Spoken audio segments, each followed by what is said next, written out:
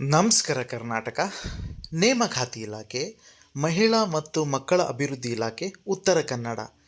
ಖಾಲಿ ಇರುವ ಹುದ್ದೆಯ ಹೆಸರು: ಅಂಗನವಾಡಿ ಕಾರ್ಯಕರ್ತೆ 81 ಹುದ್ದೆಗಳು, ಅಂಗನವಾಡಿ ಸಹಾಯಕಿ 263 ಹುದ್ದೆಗಳು. ಒಟ್ಟು ಹುದ್ದೆಗಳು 344.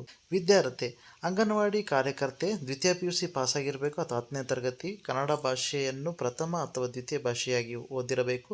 ಅಂಗನವಾಡಿ ಸಹಾಯಕಿ 10ನೇ ತರಗತಿ ಪಾಸಾಗಿರಬೇಕು. ಸೂಚನೆ: ಈ ನೇಮಕಾತಿಗೆ ಅರ್ಜಿ ಸಲ್ಲಿಸುವ ಮಹಿಳೆಯರು ಮತ್ತು ಖಾಲಿ ಇರುವ ಹುದ್ದೆ ಅಂಗನವಾಡಿ ಕೇಂದ್ರದ ಕಂದಾಯ ಗ್ರಾಮದಲ್ಲಿ ವಾಸ್ತವ್ಯ ಹೊಂದಿರಬೇಕು ಅಥವಾ ಸ್ಥಳೀಯರಾಗಿರಬೇಕು. ಹೆಚ್ಚಿನ ಮಾಹಿತಿಗಾಗಿ ಅಧಿಸೂಚನೆ ಓದಿರಿ. ವಯಸ್ಸಿನ ಮಿತಿ 19 ರಿಂದ 35 ವರ್ಷ. ಮೀಸಲಾತಿಗೆ ಅನುಗುಣವಾಗಿ ಸಡಿಲಿಕೆ ಇದೆ.